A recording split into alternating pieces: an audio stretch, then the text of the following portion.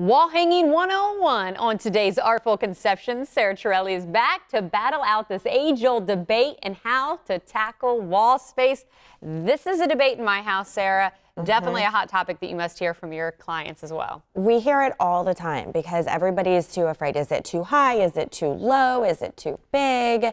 Do we have the right amount of pieces? You know, what's supposed to be on that wall? We love doing all of that for our clients. Is this the right wall? Is that the right wall? I mean, I got to say the questions are. So let's try to, kind of help out here and get some examples of what we're talking about. Let's go with the height first, because that's a big one in my family. Okay, so the biggest thing is, everybody's always heard you want to hang it at eye level. Yes. Well, let's be honest, everybody's eye level is different. Yes. So really, rule of thumb, and it's what we use with our clients and we help teach them, is we want to be about 6 to 8 inches off the back of the sofa, above the piece of furniture, whatever it is, we want to be off of that piece. We're measuring off of what it's hanging above, not eye level. Okay, so that's the height. What about like if you want to do one of those collages, or I know you've got some examples. So let's take a look at some examples first and then possibly have you break it down, because again, this is a debate that we have. Okay, what are we looking at here, and why is this a good thing to do? So this is that was a great painting that we did in a bathroom. Here's another bedroom where we have some great pieces of artwork. As you can see, they're all only a handful of inches above the piece of whatever it is that they are, and we're taking up a lot of space. We're not making it super small. I love a French mounting. I love being able to lean it on a piece, especially if it's something big.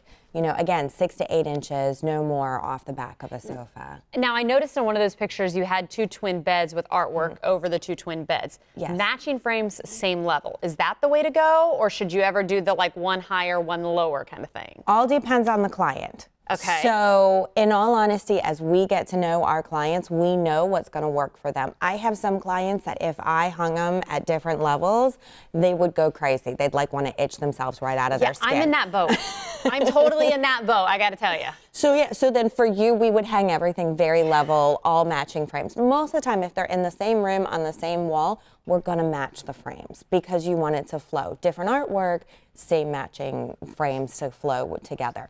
But a lot of times it's fun to give that different levels if you have a client that can deal with the asymmetrical. So you'll know right away whether or not you're that type of person, because if something's not balanced and it drives you crazy, that's the type that we're going to be hanging all level and straight for Now, you. okay, I do want to point out, though, I'm one of those that has the wall with picture frames that are all different sizes and different materials. So I do have one wall like that. Any tips for that? Because it seems really popular these days to have a family collage wall or something like that. I love a collage wall, a rogues gallery, whatever you want to call it. Oh, I like that. Just kind of give that.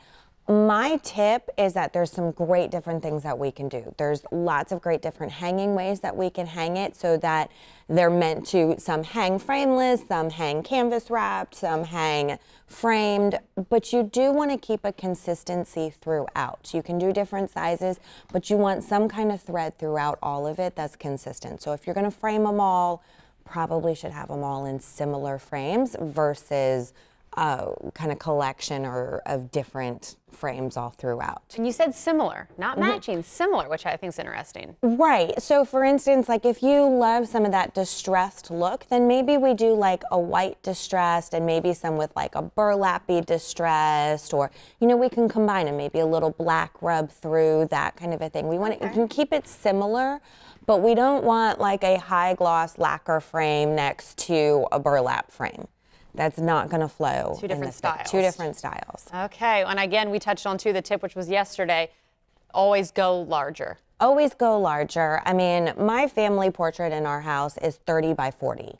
It's huge, but it's made so that you can really see it, and we love it, and we love to do that for our clients. I will say that's the key, knowing your clients, and I know that's something that you do, and right now is the perfect time to give Sarah a call. You've got a special right now that you're hooking people up with. We do. This is our season to be decorating for the holidays and getting your home ready for the holidays. So, we're doing 10% off that holiday accessorizing, right now. Well, go say hello to Sarah right on West Kennedy. There's her website and phone number on your screen. As always, we appreciate your tips. Thanks for joining us. Thank you.